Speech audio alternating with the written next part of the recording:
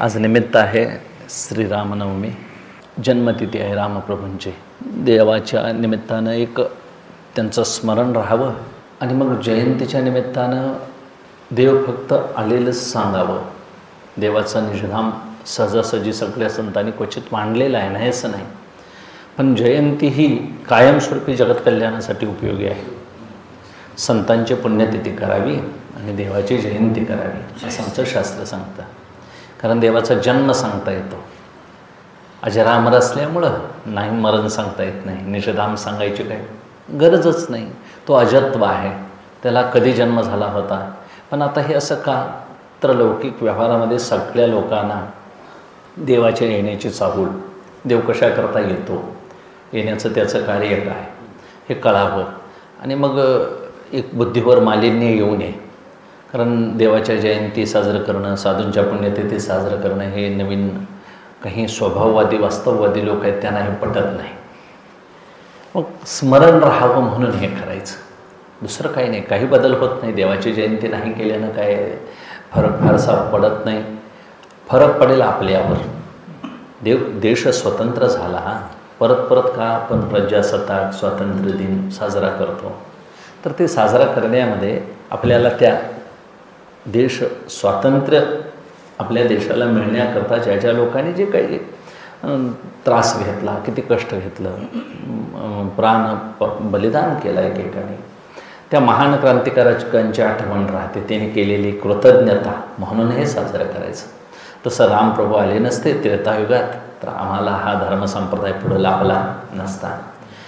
रामप्रभू हे आमचे पूर्वजच आहेत. रामप्रभू हे आमचं आराध्य दैवत आहे. धर्म अधर्म पाप पुण्य याच्या पलीकडं त्यांचं देवत्व आहे. आणि असं एकवचनी एकपत्नी एक बाणी वागणं हे इतकं देवाच्या जरी अवतार कार्यात आलं तरी तितकं सोपं नाही. एक आदर्श म्हणजे महर्षी वाल्मिकांना जेवढे गुण अपेक्षित होते त्याच्यापेक्षा कितीतरी हजारो गुण रामप्रभूंच्या अंगामध्ये वास्तव्य करत होते. एक महाकाव्य म्हटलं तरीसुद्धा रामायणाची तोड या जगात कोणतेही काव्याशी होत नाही. एक महाभारत आणि रामायण. त्यानिमित्तानं आज रामनवमीचा उत्सव आहे. रामप्रभू सूर्यवंशामध्ये आलेले आहेत म्हणून त्यांनी प्रताप लंकेश्वराची शिशारी त्या सुवेळाचल पर्वतावर उभा राहून एका बाणानंच रावणाची अनेक त्यांनी मस्तके छाटून टाकले असं मौली लिहितात 11व्या विभूती योगामध्ये 10व्या अध्यायात. रामशस्त्र भ्रतामहम, रामप्रभूसारखा धनुर्धारी झाला नाही. आणि मग यातून एवढंच आपल्याला की ईश्वराचं येणं कशासाठी, श्रीराम आपल्याला काय शिकवून जातात, भगवान कृष्ण परमात्मा आम्हाला काय शिकवून जातात, मग त्यांचे हे पर्वकाळ आपण का साजरे करायचे, तर आपल्यामध्ये त्याचा थोडासा संस्कार व्हावा. 24 एकादशी होऊन देखील परमविशेष भागवत धर्मी श्रीरामनवमी, नरसिंह जयंती, वामन जयंती, कृष्णाष्टमी, उत्तमोत्तमी, शिवरात्र. शिवरात्र एक पर्वकाळ, रामनवमीचा एक पर्वकाळ, कृष्णाष्टमीचा पर्वकाळ, वामन जयंती आणि नरसिंह जयंती, हे 5 पर्वकाळ जमलं तर एकादशीसारखे पाळावेत. नाही जमलं तर आम्ही सगळी संसारी माणसं आहोत, ज्याला झेपेल तसे पर्वकाळ. 24 एकादशी अधिक हे 5 पर्वकाळ असे म्हणजे 29-30 काहीतरी पर्वकाळ होतील. हे आपण सगळे निष्ठेनं पाळायचे. आणि हे केल्यानं काय होईल तर चित्तावर संस्कार राहतो. देवाच्या येण्याचं वर्णन माऊलीही वर्णन करतात. ते वेळी आपुल्याच्या येणे काही वारे, मी साकार होण्या अवतरे. धर्माला ग्लानी येते. धर्म हा देवाचा आवडीचा विषय आहे. देवाला इतर काही एवढा आवडत नाही, एवढा धर्म आवडतो. आम्हाला तो धर्म परवडत नाही ही गोष्ट वेगळी, कारण धर्मानं वागणं आम्हाला परवडत नाही. जमलं तर फुलं वाहू, अक्षता, काहीतरी गंध लिहू, त्याच्या निमित्तानं काहीतरी महाराज घोषणा देऊ, भजन करू, पण धर्म ही गोष्ट देवाला फार आवडणार आहे. धर्म आणि नीती हे युगल आहे. धर्माची पत्नी म्हणजे नीती, नीतीचा पती म्हटलं तर धर्म, आणि धर्माशी नीतीशी शेष हरी. त्यांचं उदयिक लग्न लावून देण्याचं काम देव करतो. आणि जिथं धर्माला ग्लानी येते याचा अर्थ काय, अधर्मी माणसं जनामध्ये संचरतात. आणि अधर्माचा केवढा कळस व्हावा याचं मोठं उदाहरण म्हणजे प्रख्यात रावण, आणि दुसरं उदाहरण दुर्योधनादिक कंसाधिक हे सगळे होऊन गेले, राजेच होते हे. पण अधर्म काय असतो हे त्यांच्या रूपाने जगाला कळाला. त्या काळात त्रेतायुगामध्ये रावणाचं प्राबल्य वाढलं. त्याच्या नाशाकरता भगवंताने अवतार घेण्याचं धारण केलं. तोही अवतार आमच्या शास्त्रामध्ये अवतार मालिका सांगत असताना अंबरीष राजाच्या व्रताची कथा आहे. त्याने एकादशी व्रत केलं आणि मग पारणं सोडायच्या वेळेला बरोबर तिथं दुर्वास ऋषी आले आणि मग अडचण पडली अंबरीषांना की आमचं एकादशी व्रत कसं आहे, द्वादशी व्रत वेगळं आहे, रुक्मांगदाकारणे एकादशीचा आणि अंबरीषाकारणे द्वादशीचा. अंबरीष राजांचं व्रत आहे ते दशमी एकादशी पूर्ण उपवास आणि द्वादशीला सकाळी व्रत पारणा सोडायचा. आणि मग दुर्वासा ऋषी बरोबर आले आणि आमचं वैष्णवांचं वारकरी व्रत असं आहे, दशमी एकभुक्त करायची आणि एकादशी अखंड उपवास करायचा आणि द्वादशीला सूर्योदयाबरोबर एकादश सोडायची. म्हणजे द्वादशी व्रताचंही पुण्य मिळतं, एकादशीचंही पुण्य मिळतं. असं दोन्ही व्रताचं पुण्य वारकऱ्याला मिळतं. द्वादशीला पहाटे पारणा सोडावा सूर्योदयाबरोबर असं लिखाण आहे. आणि मग त्या अंबरीषांच्या पारण्याच्या वेळेला दुर्वास बरोबर तिथं आल्यामुळं दुर्वासांना स्नानाकरता त्यांना आमंत्रण दिलं. ते म्हणाले तुम्ही येतोपर्यंत मी वाट बघेन. पण तोपर्यंत महाराज मुहूर्त टळत चालला. सगळ्या शिष्यांना घेऊन दुर्वासा आंघोळच करीत बसले आणि मग यमुनेतून बाहेर यायला त्यांना वेळ लागला. तोपर्यंत अंबरीष राजांना माझं व्रत 1 वर्ष केलेली साधना आहे ती आणि मग ते केलेलं फळ मला नाही लागणार, हरिपरमात्म्याची कृपा संपादन होणार नाही. म्हणून त्यांनी ब्राह्मणांना विचारलं, मी व्रतच इकडं मोडलंही असं होणार नाही आणि दुर्वासांचा मानही राखल्यासारखं होईल, असं काय करावं. मग त्यांनी सांगितलं एक पळभर पाणी घ्या, पळीभर, आणि उपोषण सोडण्याकरता आचमन म्हणून घ्या. पाणी पिल्यानं अन्न खाल्ल्याला सारखंही होत नाही आणि इकडं प्राशन केल्यामुळं व्रत सोडलं असाही विधी होतो. यातली एक मध्यवाट काढल्यामुळं दुर्वासांना ते तिथं कळालं. एवढे ते सर्व शक्तिमान सर्वज्ञ होते म्हणा. मग त्यांना कळाल्यानंतर ते रागानंच आले. राजाला म्हणाले, तू एवढं व्रत केलंस, माझा अनादर केलास, याच्या अर्थी तू उन्मत्त झालेला आहेस. म्हणून त्यांना शाप दिला, तुला 10 गर्भवास भोगावे लागतील. आणि तेवढ्यावर थांबले नाहीत महाराज. एक जटेतला केस उपटला आणि ती कृत्या निर्माण केली राक्षसी आणि त्यांच्यावर सोडली. आता अहम भक्त पराधीना, भक्त हा महाराज ईश्वराधीन असतो. ईश्वर त्याच्या देहाचा नाश कसा होऊ देईल. इकडं कृत्या अंबरीषांना खायला निघालेली आहे, गिळायला. तोपर्यंत वैकुंठातून सुदर्शन चक्र आलं, त्या कृत्येचा नाश केला आणि ते चक्र दुर्वासांच्या मागे लागलं, अशी कथा आहे.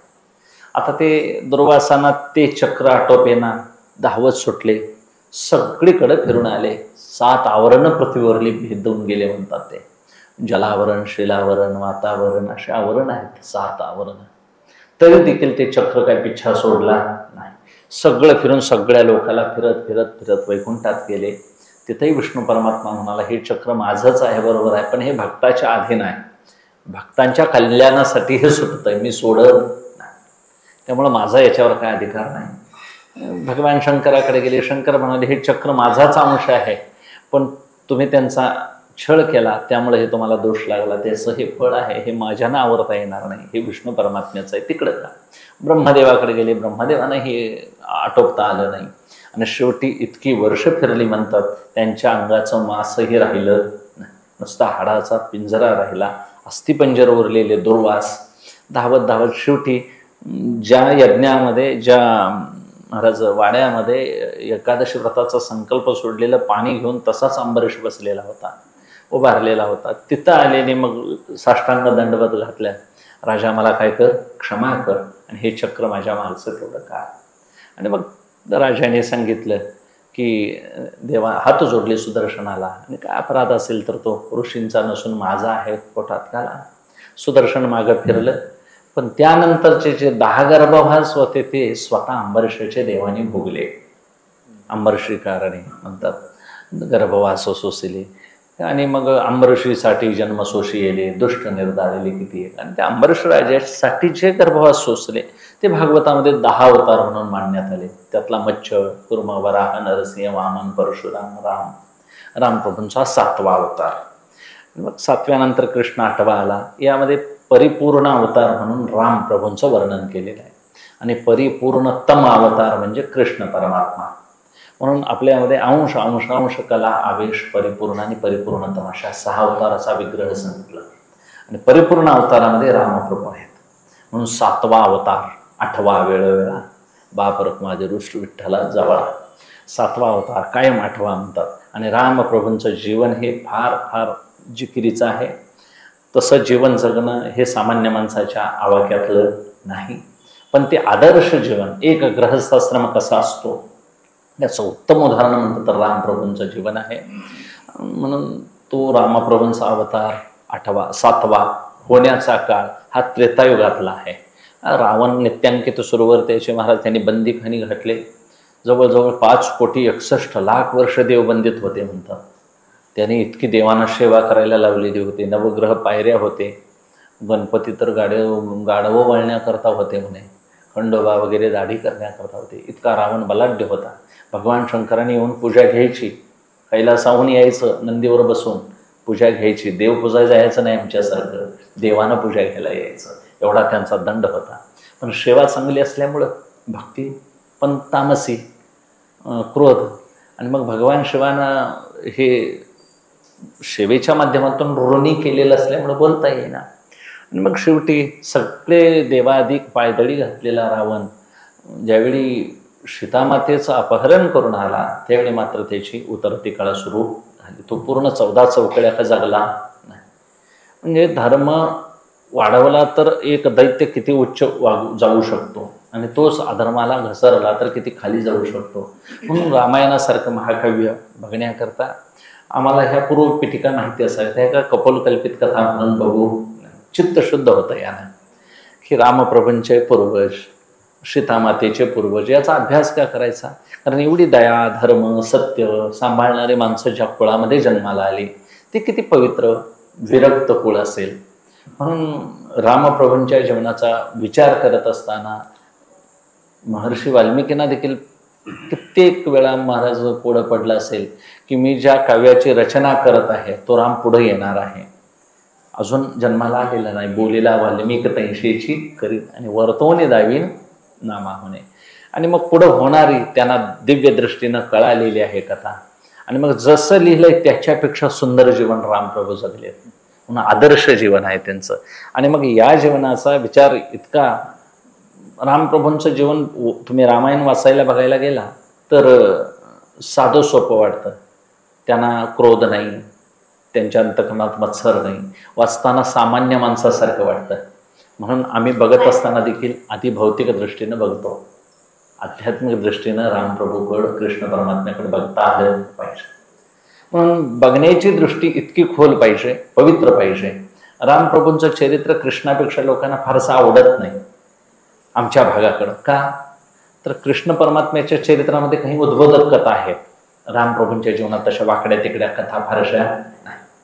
आणि त्यांनी मान दिलेला आहे. जसं लिहिलंय तसं वागता आलं पाहिजे. याला शास्त्रानं वागणं म्हणायचं. बंधनात घेऊन स्वतःला वागवणं आणि असं आदर्श जीवन बंधनात, देव असून बंधनं पाळणं. वाल्मिकींची बंधनं पाळली त्यांनी. प्रत्येकांची मर्यादा, आईची मर्यादा, वडिलांची मर्यादा पाळली. आणि हे करत असताना पत्नीबरोबरचं जीवनही त्यांनी सांभाळलं. भाऊ बंधुप्रेम त्यांनी सांभाळलेलं आहे. मुलांच्या विषयीचं प्रेम, राज्यातल्या लोकांच्या विषयी. रामप्रभू वनवासाला निघाले तर प्रजा त्यांच्या मागं जायला निघते. केवढं अपार प्रेम असेल त्यांचं. म्हणून हा अवतार फार दिव्य असा आहे. या अवताराची पूर्वपीठिका म्हणून त्यांच्या कुळामध्ये पूर्वी वशिष्ठांनी सांगितलं दशरथ राजांना की तुम्हाला पुत्रसंतती नाही, दुःखी होऊ नका. पुत्रहीनस्य मे राज्यम सर्व दुःखाय कल्पते. आणि मग त्याच्यावर भावी काळानं काहीतरी पर्याय निघेल. आणि मग असंच उपासना करत राहिलेले दशरथ राजे एक दिवस शिकारीला म्हणून निघून गेले. गेल्यानंतर शिकारीला त्यांनी, तुम्हाला सगळी कथाभाग माहिती आहे, शब्दवेदी बाण मारणारे होते दशरथ राजा. आणि कर्मधर्म संयोगानं योगायोग म्हणा श्रावण बाळ आपल्या आईवडिलांना तीर्थयात्रेला घेऊन जात होता.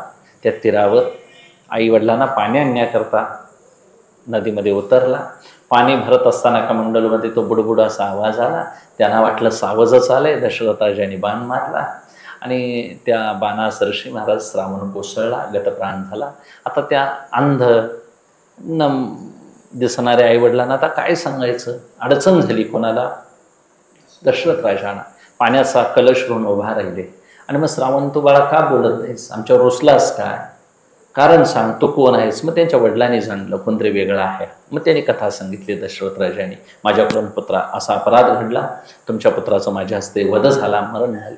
आणि मग त्यांनीही महाराज पुत्रशोकानं देहत्याग केला. आणि जाता जाता त्यांना शाप दिला की तुलाही असाच पुत्रशोक होईल आणि तुझाही शेवट त्यात होईल. पुत्रशोकाचा शाप मिळाला, पण दशरथ राजांना वशिष्ठांना आनंद झाला थोडा. काही असे नका, पण एका ब्राह्मणाचा शाप वाया जाणार नाही राजा, तुला मुलं होतील, शोक होईना पण मुलं होतील. आणि मग तिथून थोडासा दशरथ राजाने काय केला, वशिष्ठांचा सल्ला मान्य करत करत राज्य शकट चालवताना एक दिवस अवर्षण पडलं त्यांच्या राज्यामध्ये. कारण हत्या झालेली होती श्रावण बाळांची. श्रावण हा ब्राह्मण आहे आणि जे राज्य ब्रह्महत्या घडे ते काळी पर्जन्य न पडे. आणि मग शुक्रे धरले पाणी आडे, अवर्षण पडे बहुकाळ. शुक्राचार्याने मेघच महाराज धरून ठेवले, पृथ्वीवर पाऊसच पडू दिला नाही. आणि असा अवर्षण प्रसंग उद्भवला. सगळीकडे पाणी पाणी, लोक पाण्यासाठी मरायला लागले. आणि मग पिकं उत्पन्न होत नाहीत. सगळीकडे हाहाकार माजल्यानंतर या वृषपर्वा नावाच्या दैत्याला मारून पाण्याचा प्रवाह कोण पुढं ढकलेला, असा राजा कोण आहे. तर इंद्राला देखील हे सामर्थ्य नव्हतं, म्हणून इंद्राने पर्यायानं दशरथ राजांना बोलवलं. दशरथ राजे शूर होते. दशरथ राजा युद्धाला ज्यावेळी निघाले त्यावेळी आवडती राणी त्यांची कैकेयी, ती त्या रथामध्ये महाराज नको म्हणतानाच बसली. वास्तविक युद्धाची तीही युद्ध वीरांगणाच होत्या कैकेयी. आणि मग युद्धाच्या अंगात वीरश्री होती, कैकेयी त्यांच्याबरोबर आल्या. आणि स्वर्गामध्ये युद्ध करत असताना शुक्राचार्यांच्या रथानं शुक्राचार्यांच्याबरोबर युद्ध सुरू आहे. शुक्राचार्याने महाराज जो बाण मारला तो दशरथ राजांच्या रथाचा कणाच मोडला, आस मोडला. आणि मग आता रथातून जर पतन झालं, जर पडले तर तो अपशकुन होईल. म्हणून कैकेयीनं तो रथ चाक आपल्या मनगटात घालून आपल्या हातानं कणा धरला आणि तो रथ तसाच पेलला. आणि तेवढ्या काळापर्यंत युद्ध होईतोपर्यंत तिनं तो रथ सांभाळला. आणि मग या बदल्यामध्ये मग त्यांचं लक्ष गेलं दशरथ राजांचं की रथाचा आस मोडला असताना देखील रथ उभा कसा राहिला. तर कैकेयीनं तो हात घालून त्या आसामध्ये काय धरलेला आहे, कणा धरलेला आहे. आणि मग आशीर्वाद दिला की तुला काय मागायचं ते माग, मी आनंदित आहे. त्यावेळी त्यांनी 2 वर मागीन म्हणाले. आता ते मला मागायचे नाहीत, पुढं मागेन. 2 वर देऊ केले आणि इथंच रामायणाचं बीज रोवलं म्हणायला काय हरकत नाही. आणि मग ह्या गोष्टी कपोलकल्पित का वाटतात, कारण नावच रामायण आहे, तुझं रामायण बस कर म्हणतात लोक. याचं कारण असं, कैकेयीच्या हाताला तो कसा रथ पेलला असेल, मासाचा हात असेल तर ते पेलणं शक्य नाही. तर त्याही कैकेयीनं आपल्या बाल वयामध्ये आपल्या घरामध्ये अतिथी म्हणून साधू आलेला होता. त्या साधूची सेवा करण्याकरता वडिलांनी तिला ठेवलेलं होतं. आणि शेवटी साधू झोपल्यानंतर तिच्या मनात असं आलं, या साधूला जर काळ्या मिशा दाढी वगैरे जर काढली तर हा कसा दिसेल. म्हणून त्यानं महाराज तिनं तव्याची काजळी, चुलीची काजळी गोळा केली आणि त्या साधूला झोपलेल्या त्यांनी काय केल्या, विद्रूप चेहरा केला. साधू जागा झाल्यानंतर त्यांनी पाहिलं आणि म्हणाले, मला ज्यानं काळं लावलंय त्याचं जीवनही असं कलंकित होईल. आणि ज्या ज्या कोणी हे माझा असा अभद्र अपमान केला असेल त्याला फार जीवन कलंकित भोगावं लागेल, असा शाप दिला. काही भ्याली, बालवयात होती, लहान होती. शरण आली साधूला, नमस्कार केला, म्हणाले मी केलं, अजाणता आहे, मी अज्ञान आहे, मला क्षमा करा. आणि मग त्यावेळी साधूने सांगितलं, मी बोललेलं नाही खोटं होणार, पण ज्या हातानं तो हे केलंस तो हात मात्र तुझा वज्रदेही होईल, एवढं बाकी खरं आहे म्हणाले. आणि हा शाप म्हणून दिला, तुला होणार आहे काय, शाप म्हणा वरदान म्हणा भावी काळाचं एक लक्षणच असतं, म्हणून ते दिला जातो. आणि मग एक ईश्वर इच्छाच असते. अशा पद्धतीनं दशरथाने शुक्राचार्यांचा वृषपर्व्याचा पराजय केला. पृथ्वीवर धनधान्य परत पाऊस सुरू झाला. आणि मग या विजयानं संतुष्ट झालेला बृहस्पती इंद्र त्याने आलिंगन दिलं दशरथ राजाला, आशीर्वाद दिले, अमूल्य अशी रत्न दिली. आणि जाताना बृहस्पतीने सांगितलं, विभांडक नावाचा ऋषी आहे, त्यांचा मुलगा शृंगमुनी आहे, त्यांच्याकडून तो यज्ञ कर. तो पुत्रकामिष्ट यज्ञ सिद्ध झाला तर त्यातून प्रसाद साक्षात अग्निनारायण घेऊन येईल. तो तुझ्या राण्यांना खायला दे, यथावकाश मुलं होती असा त्याने सल्ला दिला. आणि अगदी नेमकं तसंच दशरथ राजाने केलं. शृंगी ऋषी महाराज हरणीच्या पोटाला आलेला, कधी स्त्रिया पाहिल्या नाहीत, पण अशा ऋषीला देखील त्याने अप्सरांनी भुलवून कुठं आणला, अयोध्येत आणला. महाराज ज्यांनी स्त्रिया कधी पाहिल्याच नाहीत अशा मुनीला जर त्या भुलवतात तर कायम आम्ही संसारात असणाऱ्या माणसाने किती जागं राहायला पाहिजे. म्हणून हे कळावं. हे काही निषेध म्हणून नकारात्मक म्हणून बघायचं नाही, एवढं साधकांना असं कायम जागा राहायला पाहिजे. आणि त्या शृंगी ऋषीनं, ऋष्यशृंग म्हणतात त्यांना, त्यांच्या डोक्यावर एक शिंग होतं, जन्माला आले हरणीच्या पोटाला वास्तविक ते. आणि मग असा एक विचित्र, त्यालाही देखील एक वेगळी कथा असेल मागं. आणि मग त्या ऋष्यशृंगाने जो यज्ञ केला, त्या ऋष्यशृंगाला शांता नावाची आपली मुलगी दिली, मित्राची, लोमपाद नावाच्या राजाची. दशरथ राजाने त्यांचं लग्न लावून टाकलं. विभांडक रागानं आले, माझ्या मुलाचा कुणी परमार्थ बिघडला, कुणी तपश्चर्या बिघडली. आणि ज्यावेळी अयोध्येत आले, पुत्र स्नुषा दोघी देखता नाहीने आनंदला म्हणे नामा म्हणे. त्या विभांडकाला देखील आनंद वाटला, माझ्या मुलाचं लग्न लावलं दशरथानं, राजा कल्याण केलंस, चांगलं केलंस, मला सून दिलीस, चांगलं झालं. म्हणाले तुझं काय काम असेल ते मी अवश्य करेन. आणि मग चांगला मुहूर्त बघा. आणि मग पुत्रकामेष्टी यज्ञ केला. हे आमच्या आर्यातले दोन, वैदिक धर्मातले दोनच पुत्रकामेष्टी सिद्धीला गेले, एक द्रुपद राजाचा आणि एक दशरथ राजाचा. अन्य कोणालाही पुत्रकामेष्टी यज्ञ सिद्धीला घालवता आला नाही. एक द्रौपदी दृष्टदम्न आले, द्रुपद राजानं केलेला यज्ञ. आणि एक हा दशरथ राजांचा. यातून अग्निनारायण साक्षात प्रसाद घेऊन आला, तिघी राण्यांना देण्यात आला. त्यात काही रुसली, ते विघ्न झाले, घारेने तेलीने निषभागा. म्हणून आपल्या परंपरेमध्ये मारुत्र्यांचा जन्मकाळ थोडा आधी सांगावा लागतो आणि मग राम जन्मकाळ सांगावा अशी पद्धत आहे. हे बारकावे आहेत ना, हे काही कोणाला माहिती नाही म्हणून सांगायला लागले असं नाही. का? कारण ज्यावेळी पायस प्रसाद खायला दिला तो कालावधी, त्या राण्या तिघी आहेत, कैकेयीचा उचलून घारीनं नेलेला आहे. त्यावेळी ऋषमुख पर्वते अंजनी तपकरे, 8वीला अंतरी सदाशिव, तपाची अंती शिव झाला प्रसन्न, माग वरदान काय इच्छा, तुझ्यासारखा मला ज्ञानी पवित्र उत्तम भक्त गुणी मुलगा व्हावा असा अंजनी मागते. आणि मग अंजनीच्या तपासाठी हात पसरून बस, तुला येऊन प्रसाद देईल, वायुदेव येऊन प्रसाद देईल तुझला, भक्षिका वहिला अविलंबे, तू वेळ लावून नकोस, लवकर तो प्रसाद भक्षण कर. अशा स्थितीत ऋषमुख पर्वतावर अंजनी माता अंजुळी पसरून ध्यानाला बसलेली आहे. तिच्या ध्यानात भगवान शंकर आहे. तो प्रसंग आहे वेगळा, तो हे ऋषमुख पर्वतावर आहे. हे चाललंय अयोध्येच्या प्रांगणात. इथं तिघी राण्या प्रसाद घेऊन बसलेत, कैकेयीला ते गिळता येईना झाले, हिनं विलंब लावला. आता वशिष्ठाने आज्ञा द्यायची आहे, पुढं प्रसाद देऊन अग्निनारायण साक्षात गुप्त झाले. आणि खाताना मात्र आधी भाग कौशल्येला का दिला याची त्यांच्या मनात काय राहिली, अढी राहिली. म्हणजे दुःस्वभाव होता तिचा, मत्सर राहिला. कारण ज्येष्ठ राणी आहे म्हणून पहिल्यांदा प्रसाद दिला. प्रथम तो भाग कौशल्यसी दिला, तेने क्रोध आला कनिष्ठेशी. मी सुंदर आहे आणि सगळ्यांच्या पेक्षा पतिव्रता सगुण आहे, सुलक्षणी आहे, असं असताना कौशल्याला अधिका मान, याच्या सवती मत्सराच्या भेदामुळे महाराज त्या कैकेयीनं तो प्रसाद न ग्रहण केल्यामुळं ती तशीच. आणि मग तिथं महाराज प्रसाद घेतल्यानंतर कधी प्रसादाची चव, तो कसा आहे यावरून आपण लक्षात ठेवायचं. प्रसाद हा दैवी प्रसादच असतो, तो कमी आहे जादा आहे म्हणायचं नाही. कुणाला किती दिला दुसऱ्याच्या हाताकडे बघायचं नाही, आपण आपला खायचा आणि रिकाम व्हायचं. प्रसादे सर्व दुःखानां हानिरस्योपजायते, प्रसादानं सर्व दुःख हलकं होतं, निवारण होतं. आणि मग कैकेयीनं ते खालं नसल्यामुळं सगळ्यांनाच अडचण आली.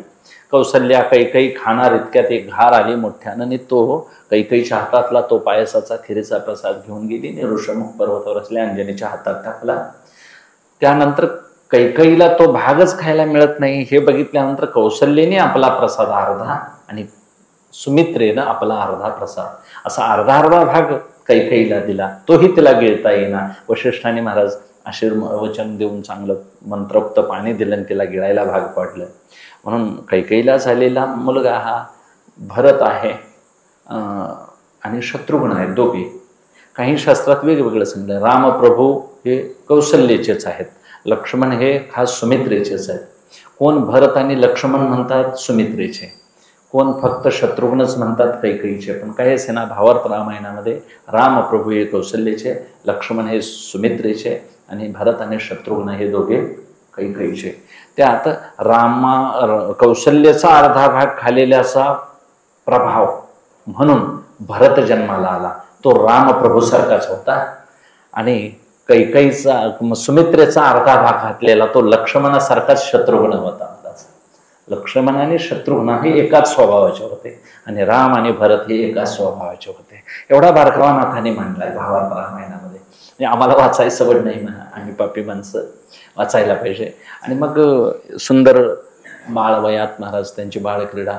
आणि ही बाळक्रीडा सामान्य लोकांना, सामान्य तुम्हाला मला वाटते असामान्य जीवनचरित्र आहे. कारण त्याच रामप्रभूंनी मागल्या अवतारामध्ये काय काय केलेलं आहे बघितलं तर ते सर्वसामान्य कोणत्याही जीवाच्या आकलनात येणं शक्य नाही. वामन अवतार किती बलाढ्य आहे, परशुराम अवतार किती बलाढ्य आहे, मत्स्य कच्छ वराह किती मोठे मोठे अवतार आहेत.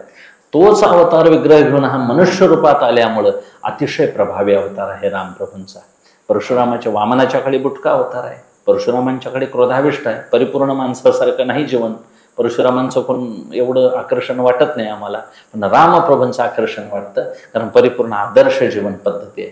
परस्त्री माते समान वागणं अतिशय मोजकं आहे. आणि असे रामप्रभू नवमीच्या निमित्तानं या नक्षत्रावर सूर्यवंशामध्ये जन्माला आले. कारण कृष्ण अवतारामध्ये त्यांनी बाजू पूर्ण केली. यावेळी चंद्रवंशामध्ये घ्यास अवतार म्हणत होता चंद्र, नाही म्हणाले ती बाजू मी पुढल्या वेळेला तुला. चंद्र रडायला लागला दुपारच्या वेळेला देव जन्माला आले म्हणून. मग मी म्हणाले जमलं तर तुझं मी नाव मला ठेवून घेतो, पण तू रडू नकोस. रामचंद्र धारण केलं नाव, तरी देखील समाधान झालं नाही.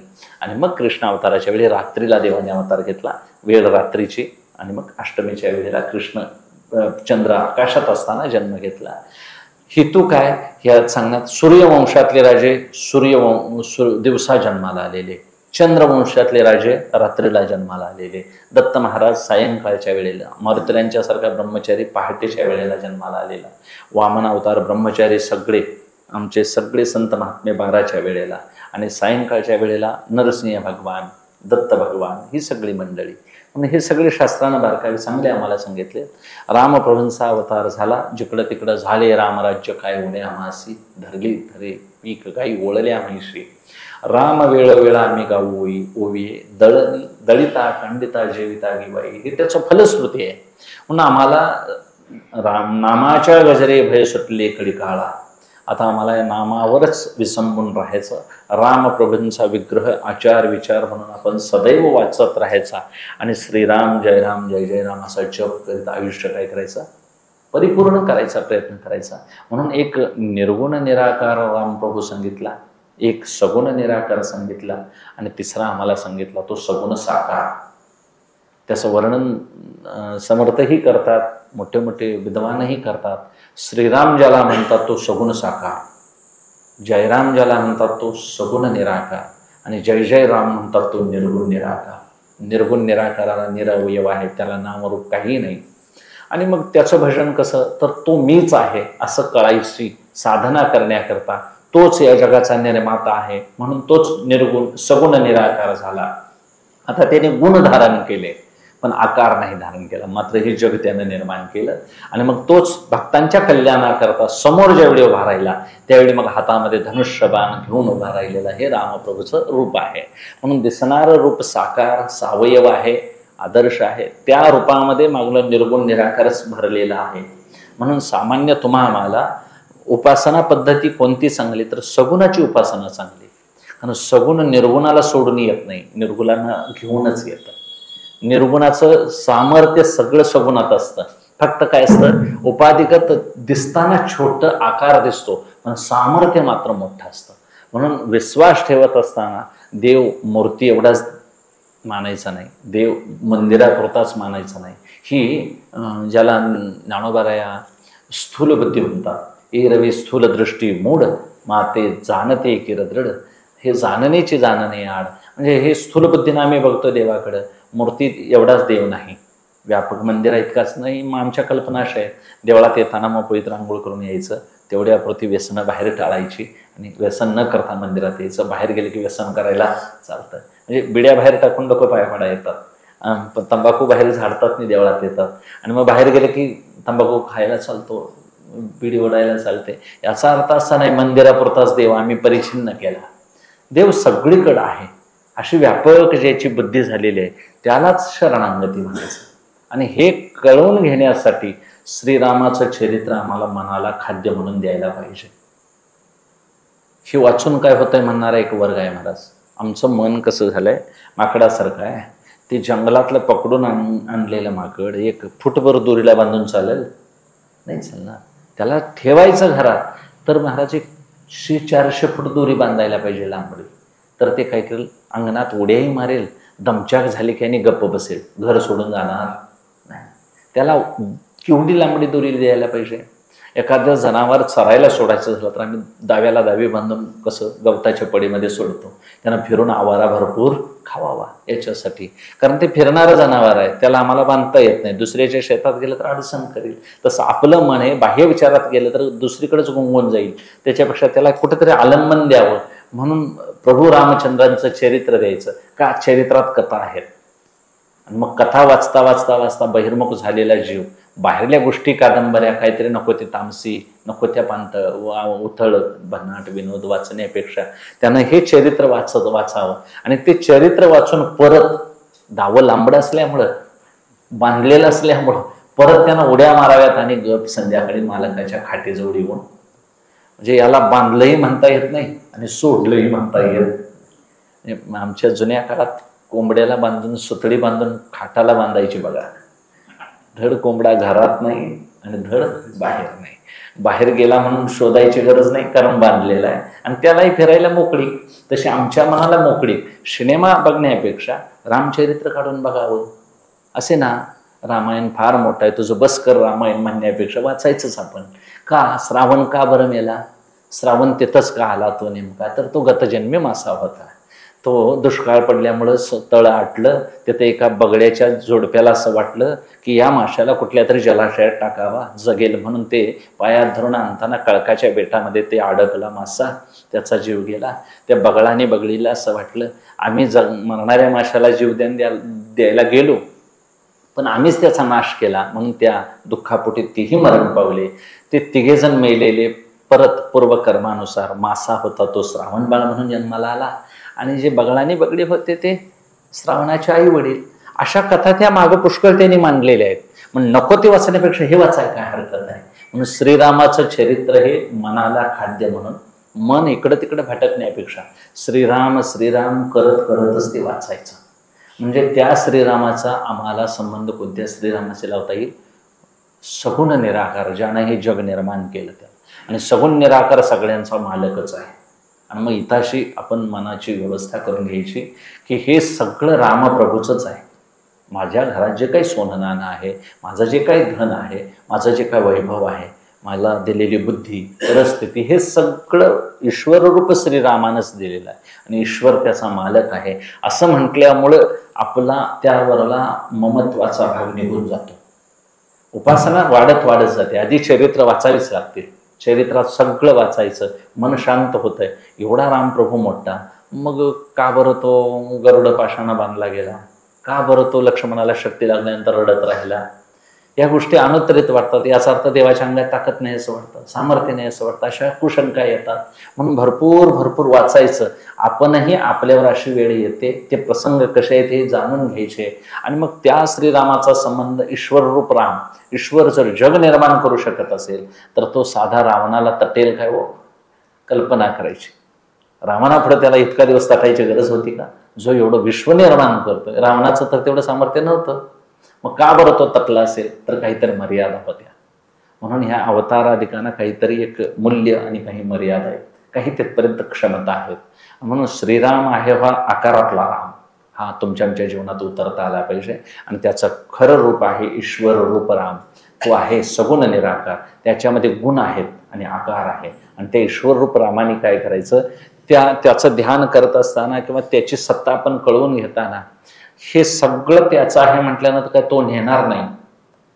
मला हे पांडुरंगानं ज्ञान दिले जर मी म्हटलं प्रांजळपणानं तर पांडुरंग माझ्या काही बुद्धीत डोकं फिरविल माझं का? हे काढून नेणार आहे का? नाही नेणार. हे असं म्हणणं भाग्याचं वाटतं, असं म्हणणं भारदस्त वाटतं. हे घर मला देवानं दिलं, हे सोनं मला देवानं दिलं. सोनं काय, कर आपणच भरायचा, घराचं भाडंही आपणच भरायचं, सगळं काही आपणच करायचं. पत्नी मला देवानं दिली हे म्हणण्यामध्ये जे भाग्य आहे, जे भारदस्तपणा आहे, तो माझे आहे म्हणण्यामध्ये नाही. आणि हे मला सासऱ्यानं दिली असं नाही म्हणणं. हे व्यवहारात चुकीचं दिसत असलं बरोबर, तरी परमार्थ अंगानं बघायला गेलं तर हे सगळं दिलेलं ईश्वराचं आहे. आणि शेवटी हे ईश्वराच्या सृष्टीत राहणार आहे. असा एक आम्हाला काय व्हावा, अभ्यास व्हावा. म्हणून त्या बांधलेल्या माकडासारखं आहे, व्यवहार सगळे करायचे पण मात्र आपण बांधलेल्या जागेलाच यायचं. तसं त्याला ईश्वर रूप राम म्हणतात. आणि त्याच्या पुढं जो निर्गुण निराकार आहे तो परब्रह्मरूप राम, तो ज्ञानरूप आहे. त्याच्याजवळ गेल्यानंतर सगळे आकार, सगळे गुण तिथं काय होतात, तो शून्य होऊन जातात, बाधित होऊन जातात. त्याच्याजवळ यातला कशाचाही लाग लागत नाही. म्हणून परमार्थात तोच मी आहे असं कळण्याकरता त्या मुख्य रामाशी आपण काय व्हायचं आहे, ऐक्य पावायचं आहे. आणि ही साधना आपण रामनवमीच्या माध्यमातून म्हणा, अन्य कोणत्याही संतांची देवाची जयंती असेल त्या माध्यमातून नामसाधना ही अशीच व्हायला पाहिजे. कथा वाचायच्या श्रीरामाच्या, तोच श्रीराम युद्ध करताना कसा होता, तोच श्रीराम शबरीच्या समोर कसा होता, तोच जटायूला ज्यावेळी मांडीवर घेतलं त्याने त्यावेळी काय रामप्रभूंची अवस्था होती.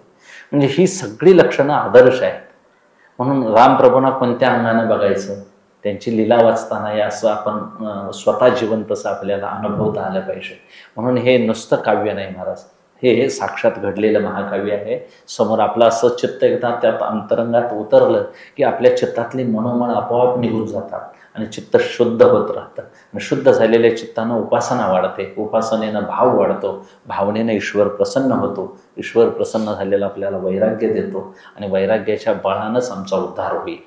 म्हणून देवानं दान द्यायचं आहे, त्याच्यासाठी आपण हे श्रीराम श्रीराम म्हणता आलं पाहिजे. त्याच्यासाठी लाज धरायची नाही आणि वाचायचं कमी करायचंच नाही. म्हणून श्रीरामापासून ते जय जय रामापर्यंत झालं पाहिजे.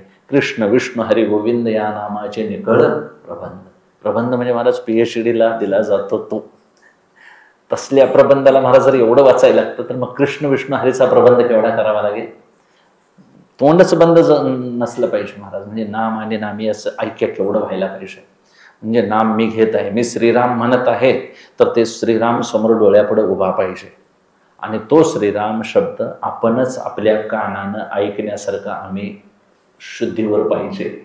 नाहीतर आमचं मन असायचं एकीकडं आणि श्रीराम मोठ्यानं म्हणायचं असं नाही चालणार. म्हणून काया वाचा मन ही त्रिकरण म्हणतात. वाणी, मन आणि कान हे एकत्र करून नाम घ्यायचं आहे. आपणच एखादा चांगलं आता सर गातात, गायन करत असताना आपलंच आपल्याला पद ज्यावेळी बरं वाटतं त्यावेळी जो आनंद होतो त्याला दुसरं लागत नाही महाराज. खऱ्या कलाकाराला दुसरा ऐकायला आणावा लागत, स्वतःचा आनंद स्वतः भोगायचा.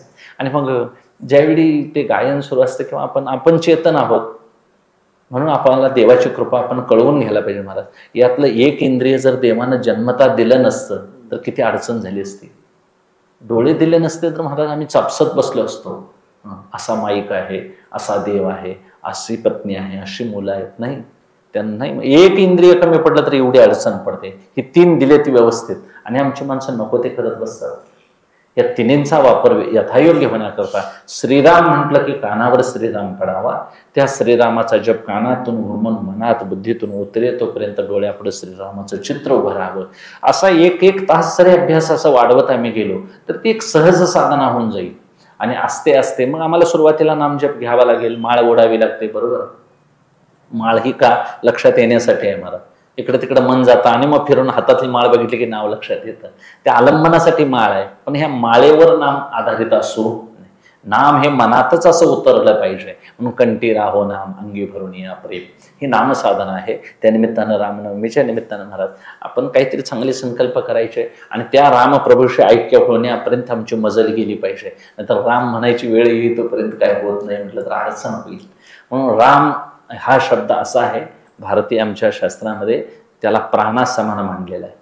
एखाद्याचं काहीतरी जीवन महाराज शेवटच्या टप्प्यावर असलं तर त्यात काय राम नाही म्हणतात, यात काय उरलेलं नाही, याच्यात काय रामरस नाही, यात काही उरलेलं नाही असं म्हणतात. तसं आम्हाला देखील काहीतरी सार असावा. म्हणून तो राम जन्मोजन्मीच्या सायाशी, जन्मोजन्मी आम्ही बहुपुण्य केले, कृपा करायची झाली तर महाराज अनेक जन्म संसिद्ध ततो याती परांगती, किंवा बहुनाम जन्मना म्हणते ज्ञानवान मां प्रपद्यते, ही अनेक जन्माची प्रक्रिया आहे, बहुत जन्माचा अभ्यास आहे. म्हणून रामनवमीच्या निमित्तानं देव स्वतः सांगतात की परित्राण करतो मी साधूंचं, माझ्या लोकांचा छळ मला सहन होत नाही, मी साधूंचा रक्षण करता आहे आणि दुष्टांचा नाश करतो आणि धर्माची संस्थापना करतो. आणि ही 3 कामं प्रमुख देवाची आहेत. आणि त्यात मग दैत्य किती मोठा आहे, किती चलाक आहे, किती विद्वान आहे, ते माझ्या समोर साधत नाही. साधूचं परित्राण करत असताना तो साधू किती गरीब आहे, तो किती अनन्य आहे हे मात्र मी बघतो म्हणतात. अनन्य चिंतयंतो. आणि असा अनन्य असेल तर मग महाराज मग शरणांगतीला मग देव पर्याय काही ठेवत नाही. तो भाव आणि भक्ती बघून आजही धावायला तयार आहे, पण त्याच्या बरोबर ज्या अटी आणि नियम असतात तसा देव नियम आणि अटी सांभाळणार आहे. जोपर्यंत स्वबलानं परमार्थ चालू आहे तोपर्यंत तो तिथं हजर राहत नाही. देवाच्या सामर्थ्यानं मी हे पांडुरंगाच्या कृपेनं करतोय असं जर तुकोबाराया म्हणत असतील तर आम्ही म्हणायला काय हरकत आहे. म्हणून देवाला सहन होत नाही स्वबल, देवाला आपल्या स्वबुद्धीनं केलेला परमार्थ देवाला सहन होत नाही. गुरुनी सांगितलं तर मान्य आहे, गुरुनी सांगितलं तर त्याच्यासाठी ते उभे राहतील. म्हणून एक तर अतिशय शरणांगतीनं परमार्थात उतरावं, नाहीतर मग गुरुनी सांगितलंय त्या पद्धतीनं उतरावं, नाहीतर मग नामसाधना करत करत करत ईश्वर साक्षात्कार. ईश्वर कृपा ही अशी गोष्ट आहे महाराज, ती झाल्याखेरीज दुसऱ्या कृपा काम करत नाहीत. ईश्वर कृपा यादी व्हावीच लागेल. सगुण साक्षात्काराशिवाय ज्ञानाचा अधिकार येतच नाही. नामदेवरायाने केवढी मोठी मजल मारली, पांडुरंग खांद्यावर हात ठेवून फिरायचे नामदेवरायांच्या, आणि मग त्यानं गुरु घेतले. म्हणून ही गोष्ट तुम्ही परिस्थितीत कशा आहात, तुमचं शिक्षण किती आहे, विद्वत्ता किती आहे, पांडित्य किती आहे, याच्याविषयी देवाचा काही संदर्भ लेखाजोखा नाही. नाहम वेदेरण तपसान दानेन चेज्जया शक्यम यवम विदो द्रष्टुम द्रष्टवानसी माम्यता. अर्जुना, जसं तू मला बघितलंस तसं कोणाला तपाला यज्ञिकाला दान देणाऱ्याला हे असं बघता येणार नाही. अनन्य भक्तीनंच हे मला बघता येईल असं अर्जुनाला सांगतात. भक्त प्रल्हादही असं म्हणतो, नालम द्विजत्वम देवत्वम. सगळ्या असुर बालकांना आपल्या भावानं सांगतो तो, हे हिरण्यकश्यपूची सगळी प्रजा हे बघा ऐका म्हणतो, हे असुर बालका हो, देवाला भेटायचं झालं तर तुम्हाला द्विजत्व, पवित्रत्व, दान, तप हे काही साधनं उपयोगाचे नाही. इथं फक्त निर्मळ भक्तीनंच तो तुम्हाला लागेल. प्रियते अमलया भक्त्या हरिरन्यद विडंबना. नाहीतर सगळं विटंबना आहे. म्हणून विष्णू विन जप व्यर्थ त्याचे ज्ञान. एवढ्या टोकापर्यंत ज्ञानोबाराया वगैरे सांगतात. हेतू इतका, भक्तीनं परमात्मा वश होतो म्हणून त्याची नामसाधना आम्ही करत राहायचं. इतर साधनं देवाजवळ नेणारे आहेत, पण उंची काय आम्ही तो आमच्यासाठी कमी करणार नाही. आम्हाला एखादा उंच शेतात जायचं आहे, तुमच्या समजा डोंगरावर किंवा हिमालयावर जायचं आहे. हिमालयावर जायचं आहे तर हिमालयाला मार्ग वेगवेगळे काढले असतील. मार्गच सोपा कुठला आणि अवघड कुठला हे असेल अडचण, पण काय हिमालय कमी जादा होणार आहे का? आमच्यासाठी वाट वेगळी काढता येईल पण उंची कमी करता येत नाही. तसा देव हा देवच आहे महाराज. भक्तीनं सोप्या मार्गाने जाता येईल, ज्ञान जरा अवघड मार्ग आहे. म्हणून आपल्या भक्तांच्या कल्याणासाठी तो आजही यायला तयार आहे. मग ती कोण कोण आहेत आपले, तर ते माऊली सांगतात का सती आणि सत्पुरुष, दानशीळ याज्ञिक, का तपस्वी अलौकिक महात्मे जे, ये माझी निजांची धामे, जी निर्वाळली होम धर्मे सौत्रादकी. जे धर्म सांभाळतात, जी सती आहे, सत्पुरुष आहेत, दानशीळ यज्ञदान करणारे आहेत, ही सगळी मंडळी मी राहणारे ठिकाण आहेत. पण अशा ठिकाणी जो त्यांचा मत्सर करतो, द्वेष करतो, त्यांना मी हायगय करत नाही. अर्जुना, त्यांच्या निमित्तानं त्यांचाही नाश करतो, पृथ्वीचा भूभारही हरण करतो आणि साधूंना आश्वस्त करतो, तुम्ही निवांत भजन करत राहा, तुम्हाला त्रास होऊ देणार नाही. आणि मग असं धर्मरक्षावया अवतार घेशी, आपुल्या पाळीशी भक्तजना, नामासाठी अवतार मच्छ कुर्मादी सुकर, मोहे धाव घाली पाना, नाव घेता पंढरी राणा. मोहाना आजही देव यायला तयार आहे. म्हणून अशी एक भक्त मंडळी सहृदय अंतःकरणाची पाहिजेत की त्याच्यावरच निष्ठा ठेवून भजन करत बसणारी पाहिजेत. तिथं कसलाही संशय, कोणतंही साधन दुसरं तिथं वापरतं. म्हणून गवळणींच्यासाठी, गोपाळांच्यासाठी तो देव धावत यायचा, कारण त्याला तो भावच स्वस्थ बसू देत नव्हता. एवढं त्यांचं निष्काम प्रेम होतं, निरपेक्ष भावना होती. अगदी जेवायला जरी लागली महाराज तरी देवाची आठवण आली तर ती आपलं जेवणाचं ताट घेऊन त्याच्याकडे जायची. कृष्णाला हे गोड आवडतं, हे त्याला द्यावं. पेंद्याला महाराज एक दिवस काय म्हणतात घरात कढी केली, त्या कढी इतकी सुंदर झाली म्हणून त्यानं तोंडात ओतून घेतली. तोंडात न गिळता महाराज ते तसाच पळत गेला आणि नंदबाबाच्या अंगणात बाबा घेऊन बसले होते कृष्णाला. कृष्णाला नुसते हातानच खून केली. देवानं ओळखलं महाराज, त्याला ओळखायला काय, त्यानं आ केली नाही, ह्यानं त्याच्यात सूड भरली महाराज. आता हे असं कोण खाईल काय? आई मुलाचं सुद्धा असं शक्य होणं नाही महाराज. पण तरी देखील त्या पेंद्याचं कडी देवाला द्यायची होती, कारण हे कृष्णार्पण करायला विसरलो, पंक्तीला पाणी सोडायचं थांबलं तर काहीतरी काम कार्य होतं देव पेंद्याच्या घरात, आणि त्याला हे करायला सांगितलं तर आईनं, म्हणून त्यानं ते केलं असं वर्णन आहे. काही असे नका, पण भक्त आणि भगवंत हे वेगळे असत नाही. त्यानिमित्तानं आज देवाचा अवतार विग्रह हा आमच्यासाठीच आहे. अवतार दुष्टांच्या नाशासाठी काही देवानं संकल्प केला तरी मारू शकतो, पण भक्तांच्या परिचर्येसाठी तो कुठेही यायला तयार आहे. महाराज दासबोधामध्ये दासचरित्रामध्ये कथा आहे अज्ञानाची. काय त्या अज्ञानाचं सामर्थ्य. अज्ञान नावाचा भक्त होता गडावर, सज्जन गडावर, आणि मग बोलता बोलता रामप्रभू म्हणाले की आम्हाला गंगा महात्म्याविषयी दिला. गंगा महात्म्यावर बोलताना त्या सगळ्या शिष्याने गंगेचं महात्म्य समर्थाने सांगितलं. समर्थांचं ते गंगेचं महात्म्य सांगता सांगता प्रत्येकाच्या अंतःकरणात अशी इच्छा उत्पन्न झाली, आपण गंगेला जायचंच, स्नान करून यायचंच. आणि मग गंगा महात्म्य ऐकल्यानंतर सगळ्यांची इच्छा म्हणून मग समर्थ म्हणाले, चांगल्या कामाला वेळ घालवता, उद्या जाऊया आम्ही. मग उद्या जायचं तर मग गडाची रखवाली कुणी करायची, रामरायाची पूजा अर्चा कुणी करायची, असा विषय निघाल्यानंतर मग सगळ्यांनी एक अज्ञान नावाचा महाराज नवीन लहान बालक होता, त्याला म्हणाले याला गडावर ठेवूया, याला काही त्यातलं कळत नाही, आणि मग पूजा अर्चा हा करील, आपण जाऊया सगळी मंडळी. आणि मग समर्थ म्हणाले हा राहायला तयार आहे तर चला. सगळ्यांनी बाडबिस्तारे गुंडळले. सकाळी जायच्या वेळेला सगळी मंडळी जाताना मग समर्थाने अज्ञानाला बोलावून घेतलं. त्याचं नावच अज्ञान होतं. बोलावून घेतलं. तो रडायला लागला, कारण तुम्ही सगळी जाणार, मी गडावर एकटाच, काय करणार?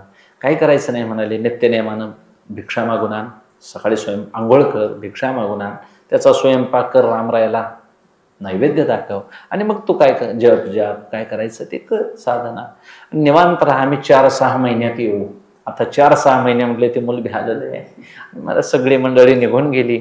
अज्ञानानं मात्र पहिल्या दिवशी जसं गुरुजींनी सांगितलंय तसं केलं. सकाळी उठला आणि भिक्षा मागून आणली. आंघोळ झाल्यानंतर अग्निकाठ फोडणी देवाला नैवेद्य केला आणि प्रभूंच्या समोर ठेवला. दार ओढून घेतलं, पडदा ओढला, आणि जे बसला ते अजून का देवाला नाही खायला, कधी येत असं वाट बघत संध्याकाळ झाली. दुसरा दिवस गेला. असे 7 दिवस सलग गेले म्हणतात. चरित्रात वर्णन आहे त्यांचं. आणि 7व्या दिवशी त्या अज्ञानाला मात्र आता अडचण झाली. आता मीही मरणार म्हणाले, तूही उपाशी राहणार. गुरुजी नाहीत म्हणून माझा नैवेद्य खात नाच काय म्हणाले, म्हणजे आमच्या गुरूंचा खायला चालतोय आणि माझा चालत नाही काय, आणि मी अज्ञानी आहे म्हणून तू घेत नाहीस काय. म्हणून त्यांनी काय केलं, मी डोकं फोडून प्राणच देतो म्हणाले. मला गुरुजींनी सांगितलेली आज्ञा मोडता येत नाही म्हणून मी हे केलं. मग 7व्या दिवशी ज्यावेळी प्राणपणानं ज्यावेळी निश्चयानं तो उठला, त्यावेळी मात्र रामप्रभू मूर्तीतून खाली आले. अज्ञानाला सांगितलं, हे कसला वेडेपणा म्हणाले, असं कुठं नैवेद्य खातात काय, गुरुजी तरी देतो, मी असं नाहीत खात म्हणाले. आता म्हणाले, न बोलणारा देव जर बोलतो, खाली उतरून येतोय तर खायला काय हरकत नाही म्हणाला, तू खालच पाहिजेस. आता रामप्रभूंची अडचण झाली. त्याने मग सगळ्या पंचायतांना बोलवलं.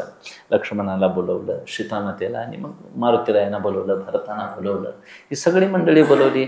आणि मग त्यावेळी मारुतीरायांना जेवायला बोलवल्यानंतर मारुतीराय म्हणाले, मी नाही खाणार. हे पोरग म्हणाले, वात्रट आहे, याचं खाऊन उपयोगाचं नाही, हे काय करायला लागेल सांगता येणार नाही म्हणाले. मारुतीरायांनी जाणलं, नाही म्हणाले, खायला पाहिजे. रामप्रभू स्वतः खायला लागल्यावर सगळ्या मंडळीने तो स्वयंपाक केलेला खाला. आणि मग देवाला सांगितलं, आता बोलवायला लागू नये असं करायचं, रोज पात्र ठेवलं की खायचं. आता ही आज्ञा महाराज कशात उत्पन्न झाली, आता अधिकारवाणीनं अज्ञान सांगायला लागला. रोजच्या रोज ठेवलं की देवानं नैवेद्य खावावं, असं महाराज चांगला दिनक्रम 3 महिन्यापर्यंत होत गेला. आणि एक दिवस अज्ञान उठलाच नाही लवकर. सगळ्यांनी येऊन त्याला उठवायचा प्रयत्न केला, उठला नाही. शेवटी रामप्रभू उठले आणि त्याला हलवून जागा केलं. बाबा का बरं उठला नाहीस? उठला आणि तो महाराज त्या सतरंजीवरच बसून बोलायला लागला देवाविषयी. देवा म्हणाला, तुम्हाला एवढं व्यवहार ज्ञान पाहिजे होतं, जवळजवळ तुम्ही 5-6 माणसं म्हणाले, 3 महिने जेवता म्हणाले, तुमचं जेवण खाण मी करतोय, स्वयंपाक सगळा, झाड सारवण, पुरणपोळीचं सगळं नैवेद्य, एकादशी तिथी वगैरे सगळं करतोय, आणि तुम्हाला एवढं कळायला पाहिजे, ह्या लहान मुलाला कोणीतरी मदत केली तर काय बिघडलं असतं काय थोडं. त्यामुळे उद्यापासून जराशी मदत करा, म्हणजे मला थोडासा काही दिलासा मिळेल.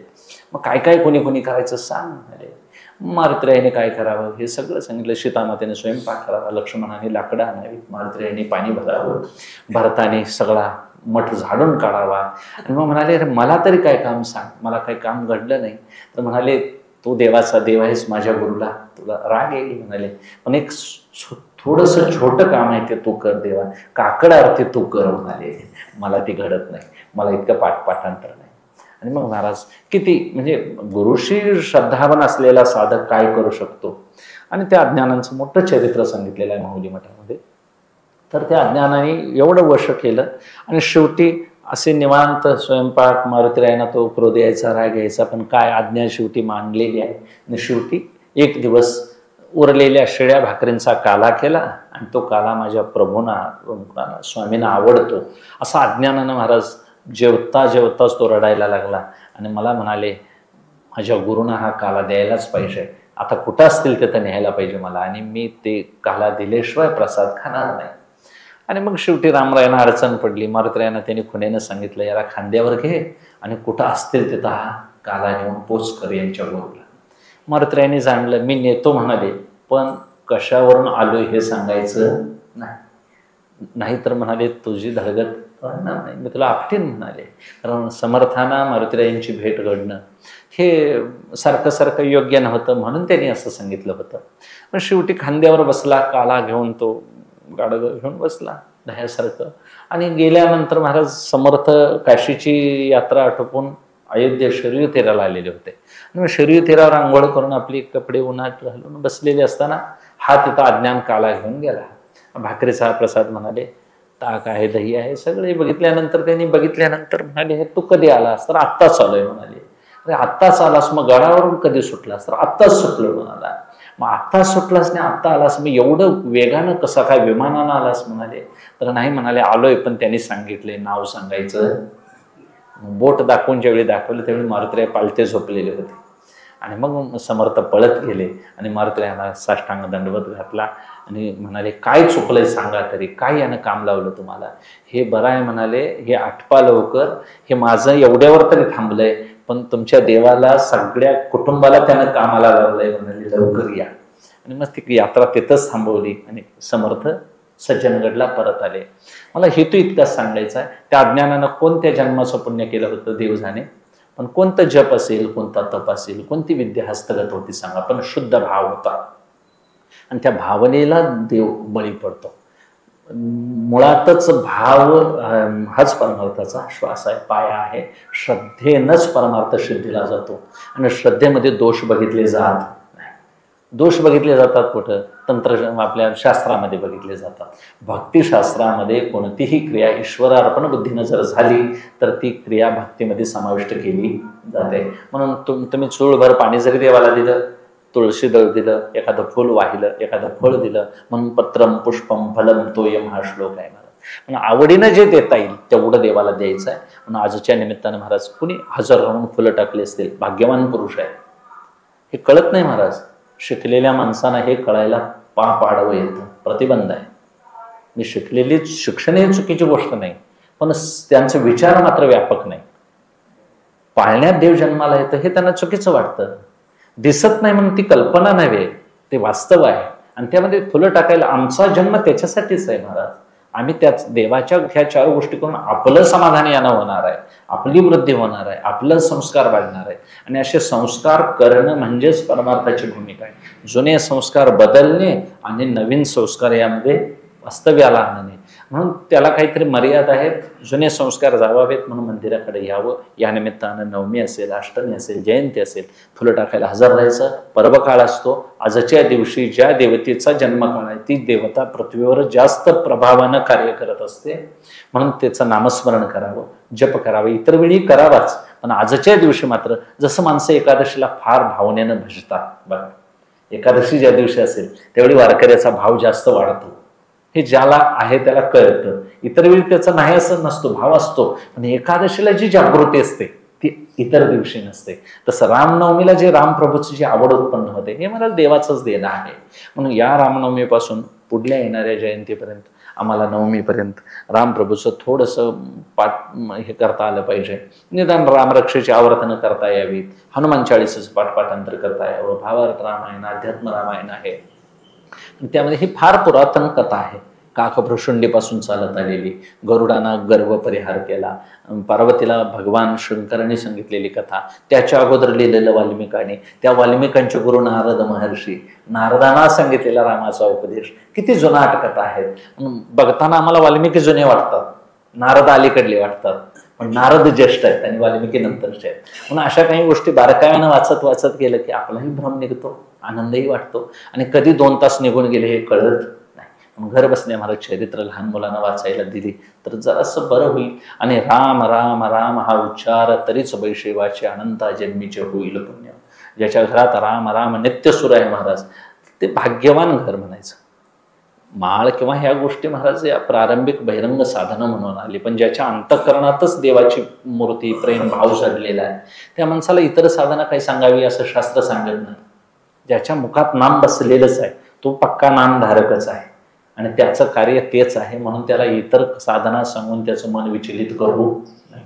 ज्याला सहज गावायचं सोपं वाटतं त्याला वाकड्या मार्गाचं गायन कशाला शिकवायचं. म्हणून तुम्ही आम्ही भाविक आहोत, प्रेमळ आहोत, त्या निमित्तानं श्रीराम श्रीराम जप करत, त्रयोदशाक्षरी जप आहे, श्रीराम जय राम जय जय राम करत त्या रामाशी एकरूप व्हायचं, आदर्श जीवन त्यांचं बघायचं. किती उच्च जीवन आहे महाराज. मारुतीरायांना रामप्रभूंनी ज्यावेळी लक्ष्मण आले वनामध्ये, आल्यानंतर धनुर्धारी दोघे धनुर्धर वीर आलेले आहेत, सुग्रीवाने पाठवून दिलेलं आहे. सुग्रीवांचं राज्य किष्किंधेच्या पायथ्याला आहे, वालीचं साम्राज्य. त्या काळात किती 1000 वर्षापूर्वी इतिहास, एका वानरांचं राज्य स्वतंत्र असतं, ती साधी माकडं असतील का हो? वानरांचं स्वतंत्र राज्य आहे, तिथं त्यांची वस्ती आहे, तिथं त्यांचं आमाप सामर्थ्य बलवान आहे. वाली किती बलवान होते, रावणाला काकेत घालून तो फिरत होते, एवढं वालीचं. त्यानंतर सुग्रीव, त्यांच्या भावाभावात भांडणं झाल्यानंतर महाराज सुग्रीवांनी स्वतंत्र राज्य पायथ्याला केलं. त्यातले मारुतीराय त्यांचे सचिव आहेत. आणि मग त्या मारुतीरायांना हे दोघे वीर या जंगलामध्ये सहजासहजी फिरत येतात, याचा अर्थ हे सामान्य नाही, हे कोणतरी ईश्वरी अवतार असले पाहिजे. हे मारुतीराया सहज जाणतात.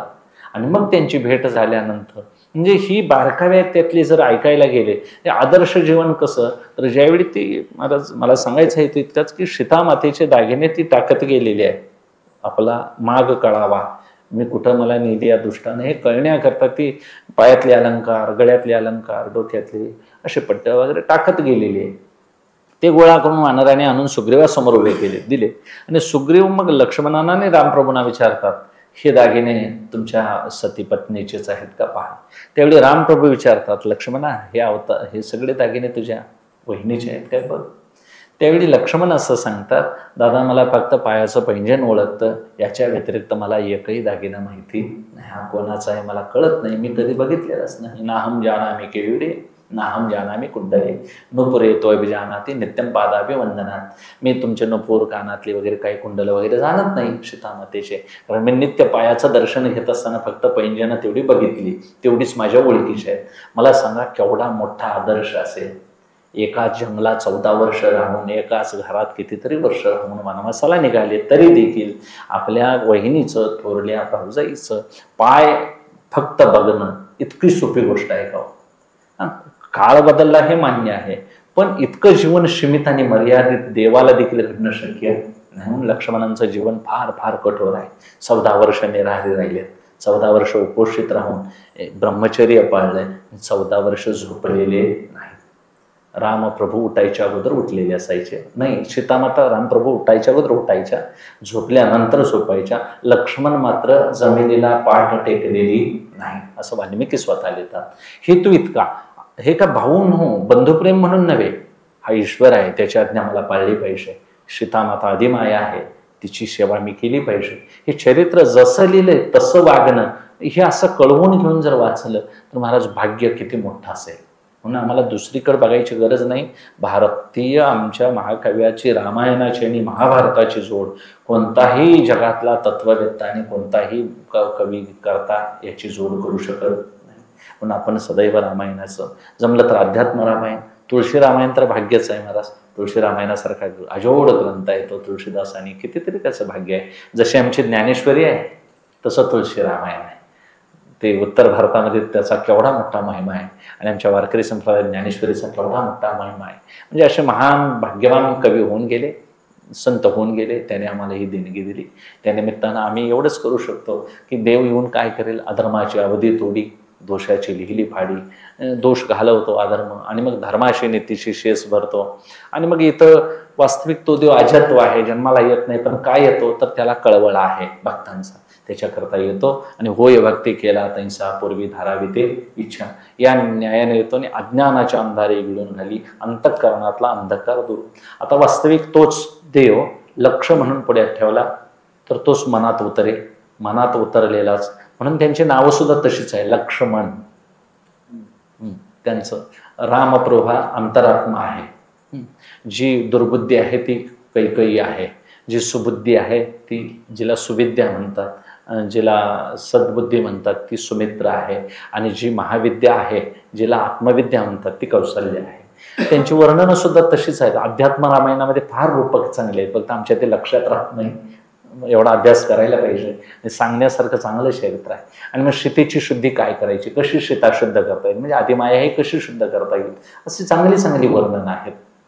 आपण अभ्यास करूया आणि त्या निमित्तानं नामस्मरणाचा थोडा थोडा जोर आता वाढवायला पाहिजे. तुम्ही कळणारी मंडळी आहात. या निमित्तानं महाराज हनुमान जयंतीपर्यंत काय जमली तर 108 वेळा मारुतींचा हनुमान चाळीसीचं पारायण करता येईल. घर बसल्या 22 वेळा वाचायचं. हा योग आता आहे, 6 दिवसात होऊन जात आहे आपल्याला. आजपासून पौर्णिमेपर्यंत होऊन जात आहे. एखादं रामाचं चरित्र छोटं छोटं जरी घरात घर बसल्या वाचलं तर ही प्रत्येकाने प्रॅक्टिकली आपल्या घरात करायची साधना आहे महाराज. घरात माणसं कोण आता करेन अशी झालेली आहेत, म्हणून हे सांगायचं. घरात केल्यामुळं काय होतंय, सगळ्या घरातही संस्कार होतात, लहान मुलावरही संस्कार होतात, घरही पवित्र होतं. कारण आता पहिल्यासारख्या या गोष्टी राहिल्या नाही, सडा सारवण राहिलं नाही, क्वचित आता रांगोळी तेवढी राहिलेली आहे. पवित्र होण्याकरता ज्या लहरी आहेत त्या राहिल्या नाहीत. सांगणारी माणसं कोणाचं ऐकाय तयार नाही. पिढीमध्ये अंतर झालेलं आहे आणि कोण कोणाचं ऐकायला आता तयार नसल्यामुळं या गोष्टी आपण आचरणात पाहिजेत, वाचायला पाहिजे. आणि हे जर सदैव माझी वाणी तुझे वर्णी गुण नाम, नुसतं वाणीनं वाचलं तर किती फरक मोठा. हे मंत्र आहेत महाराज. म्हणून मंत्रमय सगळी रामायण आहे, मंत्रमय महाभारत आहे. हे सगळे दिव्य असं गायन आहे. म्हणून अल्पाक्षरात आहे, कमी शब्दात आहे, पण विश्व भरून जाईल एवढा सार यामध्ये आहे. म्हणून हे किंतु परंतु असं काही लिहिलेलं नाही, यामध्ये स्पष्ट लिहिलेलं आहे.